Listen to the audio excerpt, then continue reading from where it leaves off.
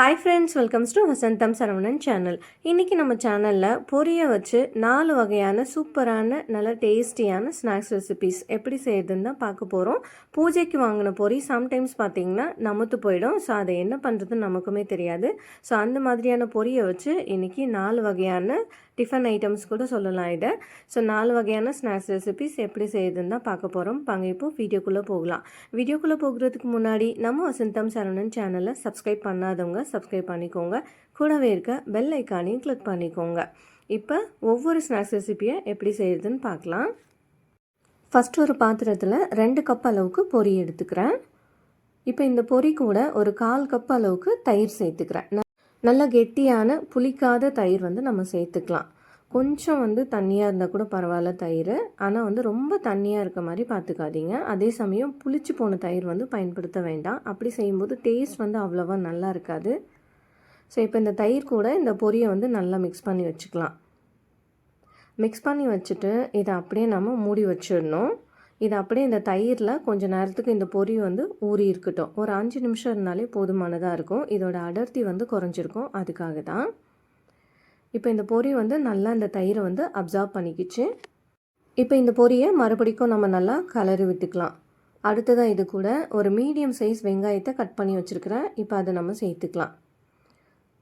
இது கூடவே ஒரு மீடியம் சைஸ் கேரட்டை துருவி எடுத்து வச்சுருக்கேன். அதையும் நம்ம இது கூட சேர்த்துக்கலாம். அடுத்ததாக கொஞ்சமாக கொத்தமல்லியை கட் பண்ணி வச்சுருக்கேன். அதையும் சேர்த்துக்கலாம். சேர்த்துட்டு இது எல்லாத்தையும் நம்ம மிக்ஸ் பண்ணி விட்டுக்கலாம். இப்போது இதில் காரத்துக்கு தனி மிளகாத்தூள் சேர்த்துக்கிறேன். ஒரு 1/2 டீஸ்பூன் அளவுக்கு மிளகாத்தூள் சேர்த்துக்கிறேன். அடுத்ததாக இது கூடவே கொஞ்சமாக உப்பு சேர்த்துக்கிறேன். ஆல்ரெடி பொரியில் கொஞ்சம் உப்பு இருக்கும். அதனால் உப்பு சேர்க்கும் போது கொஞ்சம் பார்த்து சேர்த்துக்கணும். இப்போ அடுத்ததாக இது கூடவே கொஞ்சமாக கரம் மசாலா சேர்த்துருக்கேன். அடுத்ததாக 1 டீஸ்பூன் அளவுக்கு இஞ்சி பூண்டு விழுது சேர்த்துக்கிறேன். கொஞ்சமாக கரம் மசாலா, 1 டீஸ்பூன் அளவுக்கு இஞ்சி பூண்டு விழுது, இது எல்லாத்தையும் சேர்த்து நல்லா மிக்ஸ் பண்ணி வச்சுக்கலாம். இப்போ அடுத்ததாக இது கூட ஒரு 4 டீஸ்பூன் அளவுக்கு கடலை மாவு சேர்த்துக்கிறேன். அது கூடவே ஒரு 2லேருந்து 3 டீஸ்பூன் அளவுக்கு ரைஸ் ஃப்ளோர் சேர்த்துக்கிறேன், அரிசி மாவு.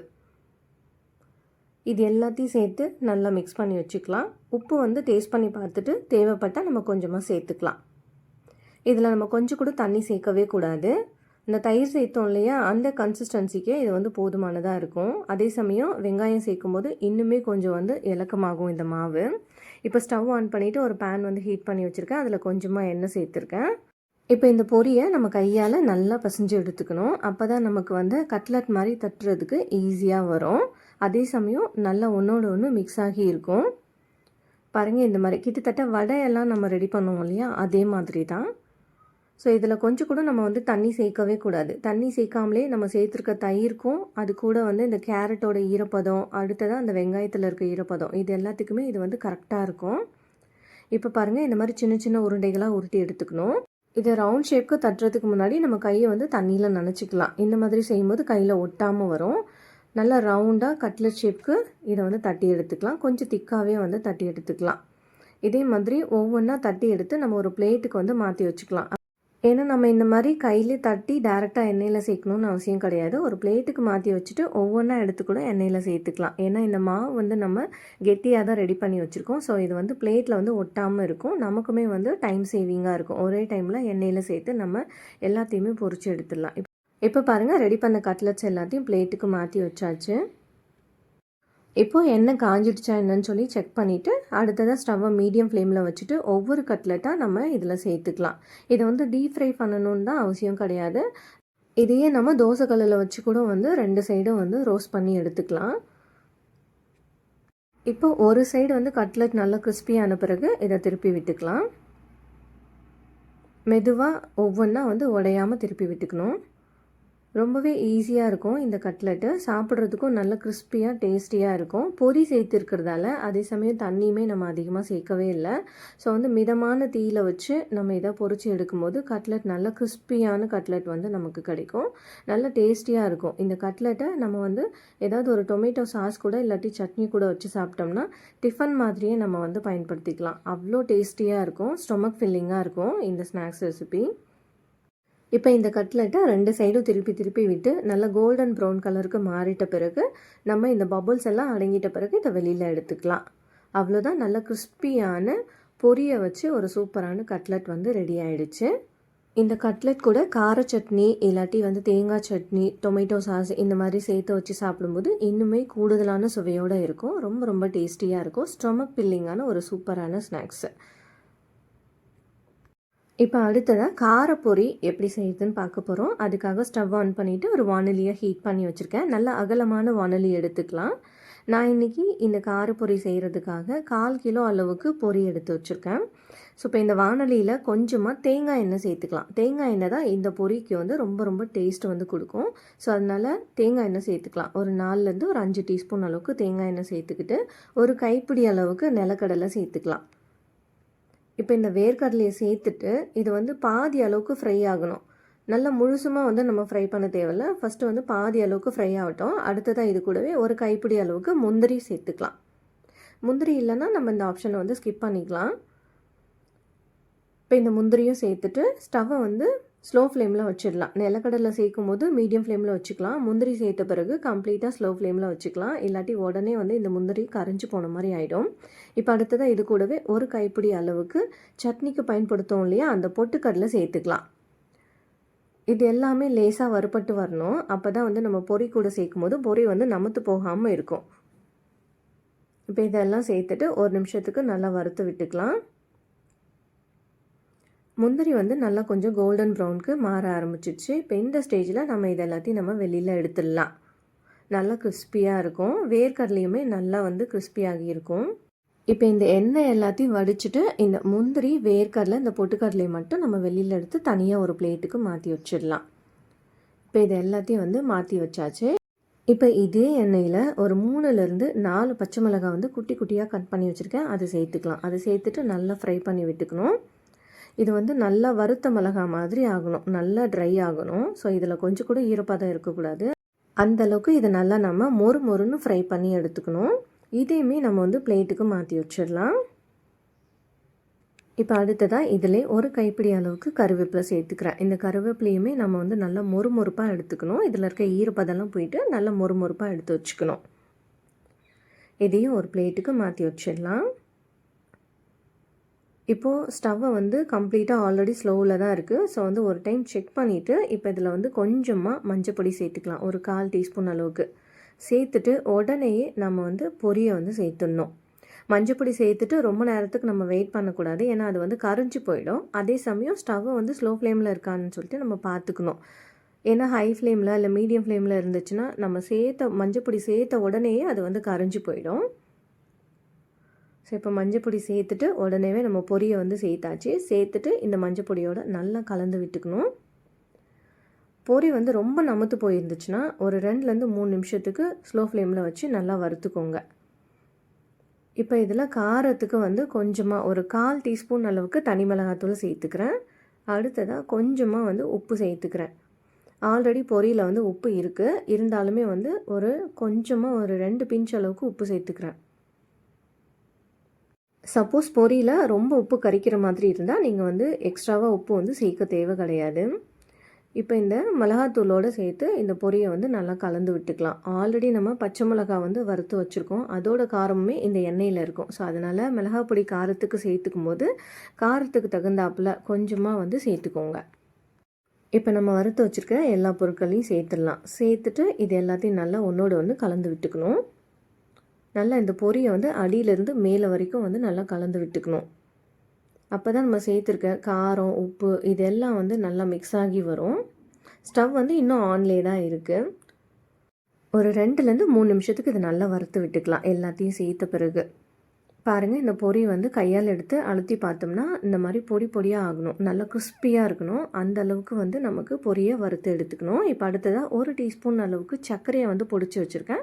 அந்த பொடிச்சு வச்ச சர்க்கரையை இது கூட சேர்த்துடலாம். அடுத்ததாக ஒரு 1/2 டீஸ்பூன் அளவுக்கு ட்ரை மேங்கோ பவுடர் வந்து சேர்த்துக்கிறேன். சேர்த்துட்டு இது எல்லாத்தையும் நம்ம கலந்து விட்டுக்கலாம். கலந்து விட்டுட்டு ஸ்டவ்வை வந்து ஆஃப் பண்ணிடலாம். இதுக்கு மேலே ஸ்டவ்வை வந்து ஆனில் வச்சுருக்க தேவையில்லை. கண்டிப்பாக பொரியை வந்து செக் பண்ணி பார்த்துக்கோங்க, நல்லா கிறிஸ்பி ஆகிடுச்சா என்னன்னு சொல்லி. ஸோ அதுக்கப்புறம் நம்ம ஸ்டவ்வை ஆஃப் பண்ணிவிட்டு இதோட சூடெல்லாம் நல்லா குறைஞ்ச பிறகு, கம்ப்ளீட்டாக குறைஞ்சிட்ட பிறகு நம்ம நல்லா ஒரு ஏர்டைட் கண்டெய்னரில் ஸ்டோர் பண்ணி வச்சுக்கிட்டோம்னா 1 வாரத்துக்கு மேலும் இது நல்லா கிறிஸ்பியாகவே இருக்கும். ரொம்ப ரொம்ப டேஸ்டியான காரப்பொரி கடைகளில் கிடைக்கிற மாதிரியே நல்லா டேஸ்டியாக இருக்கும். ஸோ கண்டிப்பாக இதை ட்ரை பண்ணி பாருங்கள். ஒரு சிம்பிளான ஸ்நாக்ஸ் ரெசிபி தான். இப்போ அடுத்ததாக பொரியை வச்சு ஈவினிங் டிஃபன் ஒன்று ரெடி பண்ண போகிறோம். அதுக்கு ஃபஸ்ட்டு நம்ம சட்னி ரெடி பண்ணிக்கலாம். சிம்பிளான ஒரு தக்காளி சட்னி, வெங்காயம் தக்காளி சட்னி ரெடி பண்ணிக்கலாம். அதுக்காக ஒரு மிக்ஸி ஜார் எடுத்து வச்சுருக்கேன். அதில் ஒரு மீடியம் சைஸ் வெங்காயத்தை கட் பண்ணி சேர்த்துக்கிறேன். இப்போ அடுத்ததாக இது கூடவே ஒரு மீடியம் சைஸ் தக்காளியும் கட் பண்ணி சேர்த்துக்கிறேன். கொஞ்சமாக இஞ்சி குட்டி குட்டியாக கட் பண்ணி வச்சுருக்கேன். அந்த இஞ்சியும் சேர்த்துக்கலாம். ஒரு வெங்காயம், ஒரு தக்காளி, ஒரு 4-5 பல் பூண்டு, கொஞ்சமாக ஒரு சின்ன துண்டு இஞ்சி சேர்த்துக்கலாம். சேர்த்துட்டு இது கூடவே ஒரு வரமிளகாய் எடுத்து வச்சுருக்கேன். ஸோ அதையும் நம்ம கட் பண்ணி இது கூட சேர்த்துக்கலாம். காரத்துக்கு தகுந்தாப்பில் நீங்கள் இந்த வரமிளகாய் சேர்த்துக்கோங்க. காஞ்ச மிளகாய் சேர்த்துக்கிட்டோம்னா தான் நமக்கு இந்த சட்னி நல்லா டேஸ்டியாக இருக்கும். இப்போ இது எல்லாத்தையும் சேர்த்து நல்லா அரைச்சி எடுத்து வந்துக்கலாம். ரொம்ப தண்ணி சேர்த்து அரைக்க தேவையில்லை. கொஞ்சமாக நம்ம தண்ணி சேர்த்து அரைச்சி எடுத்து வந்துக்கலாம். இப்போ பாருங்கள், சட்னி ரெடி ஆகிடுச்சு. இதை நம்ம தாளிச்சிக்கலாம். ஸ்டவ் ஆன் பண்ணிவிட்டு ஒரு பேன் ஹீட் பண்ணி வச்சுருக்கேன். அதில் கொஞ்சமாக எண்ணெய் சேர்த்துக்கலாம். இப்போ இந்த எண்ணெய் நல்லா சூடான பிறகு இதில் கொஞ்சமாக கடுகு கூடவே கொஞ்சமாக ஜீரகம் சேர்த்து இதை தாளிச்சிக்கலாம். இப்போ இந்த கடுகு ஜீரகம் இது எல்லாத்தையும் பொரிஞ்சிட்ட பிறகு நம்ம அரைச்சி வச்சுருக்கோம் இல்லையா தக்காளி வெங்காய சட்னி, அதை நம்ம இது கூட சேர்த்துக்கலாம். ஸ்டவ்வை ஸ்லோ ஃப்ளேமில் வச்சுட்டு மெதுவாக இந்த சட்னியை சேர்த்துக்கோங்க. ஏன்னா இந்த எண்ணெய் நம்ம மேலே தெறிக்கிற மாதிரி இருக்கும். அதனால் மெதுவாக நம்ம இதை சேர்த்துக்கலாம். சேர்த்துட்டு இதை ஒரு 2 நிமிஷத்துக்கு கொதிக்க விடணும். ஒரு 2 நிமிஷம் கொதித்து லைட்டாக அதில் இருக்க எண்ணெயெல்லாம் பிரிஞ்சு வர ஆரம்பிக்கும். ரொம்ப நேரம் கொதிக்கணும்னு அவசியம் கிடையாது. ஸோ ஒரு 2லேருந்து ஒரு 3 நிமிஷத்துல இந்த சட்னி ரெடி ஆகிடும். பாருங்கள், அழகாக எண்ணெயெல்லாம் பிரிஞ்சு வர ஆரம்பிச்சிடுச்சு. ஸோ இந்த ஸ்டேஜில் ஸ்டவ்வை நம்ம ஆஃப் பண்ணிடலாம். ஒரு சிம்பிளான சட்னி ரெசிபி இது. இப்போ அடுத்ததாக அதே மிக்ஸி ஜாரில் ஒரு 2லேருந்து 3 கப் அளவுக்கு பொரி சேர்த்துக்கிறேன்.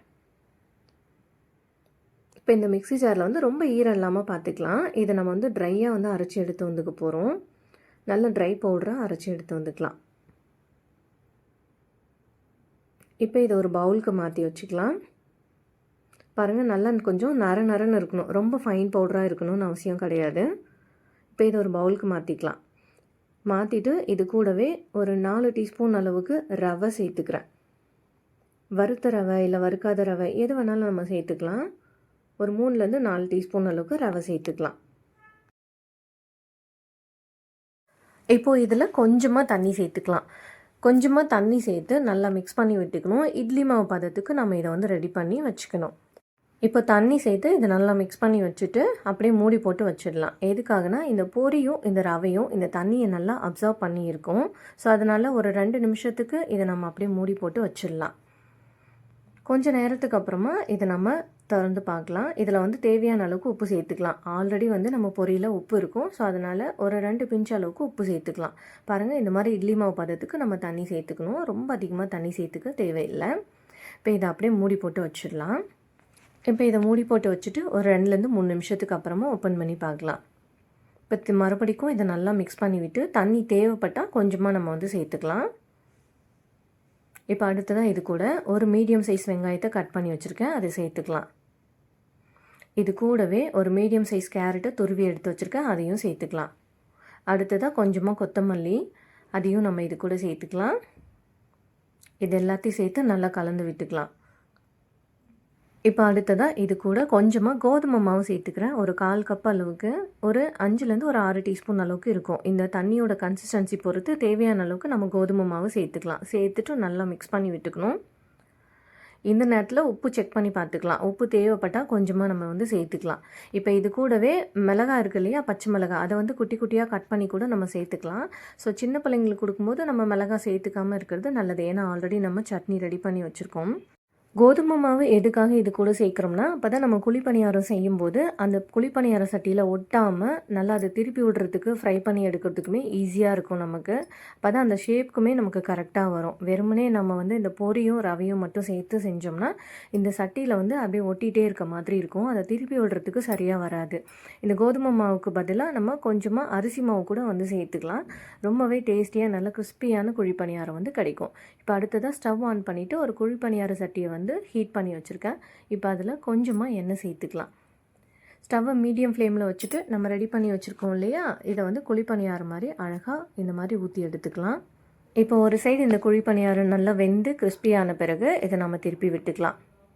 ஸ்டவ்வை மீடியம் ஃப்ளேம்லேயே மெயின்டைன் பண்ணிக்கலாம். அப்போ தான் வந்து நடுவுலையும் இந்த குழி பணியாரம் நல்லா வெந்து வரும். இல்லாட்டி உள்ளுக்குள்ளே பார்த்தீங்கன்னா வேகாமல் மாவு மாதிரி இருக்கும். ஸோ அதனால் நல்லா மீடியம் ஃப்ளேமில் வச்சுட்டு ஒரு சைடு நல்லா கிறிஸ்பியான பிறகு இதை திருப்பி விட்டுக்கலாம். 2 சைடும் நல்லா பொன்னிறமாக நல்லா ப்ரௌன் கலருக்கு மாறிட்ட பிறகு இதை நம்ம வந்து வெளியில் எடுத்துடலாம்.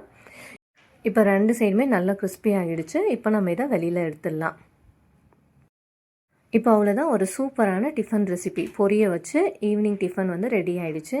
இந்த தக்காளி சட்னி கூட கார சட்னி கூட இந்த குழி பணியாரத்தை வச்சு சாப்பிட்டோம்னா அவ்வளோ டேஸ்டியாக இருக்கும். கண்டிப்பாக ட்ரை பண்ணி பாருங்கள். நமத்து போன பொரியை தூக்கி போடாமல் இந்த மாதிரி ஒரு யூஸ்ஃபுல்லாக நம்ம பயன்படுத்திக்கலாம்.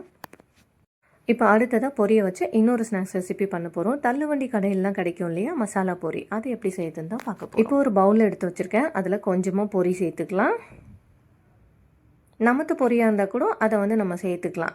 இதை வந்து பொரி வந்து கிறிஸ்பியாக இருக்கணும்னு தான் அவசியம் கிடையாது. இப்போ பொரி சேர்த்தாச்சு. அடுத்ததாக ஒரு மீடியம் சைஸ் வெங்காயத்தை கட் பண்ணி வச்சுருக்கேன். இப்போ அந்த வெங்காயத்தை நம்ம இது கூட சேர்த்துக்கலாம். அடுத்ததாக ஒரு மீடியம் சைஸ் தக்காளியை குட்டி குட்டியாக கட் பண்ணி வச்சுருக்கேன், அதையும் சேர்த்துக்கலாம். கொஞ்சமாக கொத்தமல்லியை நல்லா கட் பண்ணி வச்சுருக்கேன், அதையும் சேர்த்துக்கலாம். ஒரு மீடியம் சைஸ் கேரட்டை துருவி எடுத்து வச்சுருக்கேன், அந்த கேரட்டையும் நம்ம இது கூட சேர்த்துக்கலாம். அடுத்ததாக இது கூடவே காரத்துக்கு ஒரு 1/2 டீஸ்பூன் அளவுக்கு மிளகாய் பொடி சேர்த்துக்கிறேன்.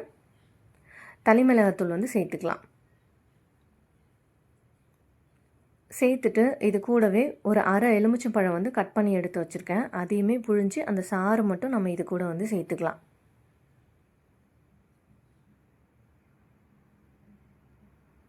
இப்போது இதில் ஒரு 2லேருந்து 3 டீஸ்பூன் அளவுக்கு தேங்காய் எண்ணெய் சேர்த்துக்கிறேன். செக்குலேருந்து ஆட்டின தேங்காய் எண்ணெய், கடையில் வாங்கினது கிடையாது இது. ஸோ 3 டீஸ்பூன் அளவுக்கு தேங்காய் எண்ணெய் சேர்த்துக்கிறேன். தேங்காய் எண்ணெய் சேர்த்துக்கும் போது இந்த மசாலா பொரி வந்து ரொம்ப ரொம்ப டேஸ்டியாக இருக்கும். இதோட ஃப்ளேவர் நல்லாயிருக்கும். அடுத்ததாக இது கூடவே கொஞ்சமாக உப்பு சேர்த்துக்கிறேன். உப்பு சேர்த்துக்கும் போது எப்போவுமே பொரியில் எந்த ஸ்நாக்ஸ் ரெசிபியாக இருந்தாலும் சரி, பொரியில் எவ்வளோ உப்பு இருக்குன்றதை நம்ம செக் பண்ணி பார்த்துட்டு அதுக்கு தகுந்தாப்பில் கூட குறைய நம்ம உப்பு வந்து எக்ஸ்ட்ராவாக சேர்த்துக்கலாம். இப்போ அடுத்ததாக இது கூட வறுத்த வேர்க்கடலையே சேர்த்துக்கிறேன். ஒரு கைப்பிடி அளவுக்கு வறுத்த வேர்க்கடலை, வறுக்காத வேர்க்கடலை சேர்த்துக்கக்கூடாது. இப்போ இது எல்லாத்தையும் நல்லா கலந்து விட்டுக்கலாம்.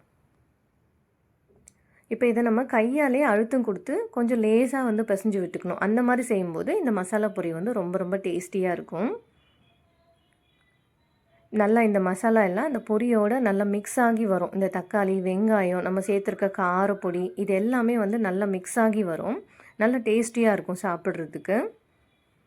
அவ்வளோதான், ரோட் சைடில் கிடைக்கக்கூடிய அந்த தள்ளுவண்டி பொரி, மசாலா பொரி வந்து சூப்பராக வீட்லேயே ரெடி பண்ணியாச்சு. நல்லா டேஸ்டியாக இருக்கும்.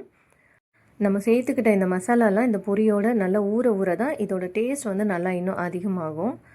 இது கூட மிக்சர் இல்லாட்டி கார பூந்தி சேர்த்து சாப்பிடும்போது இன்னுமே இதோட டேஸ்ட் வந்து அல்டிமேட்டாக இருக்கும். கண்டிப்பாக ட்ரை பண்ணி பாருங்கள்.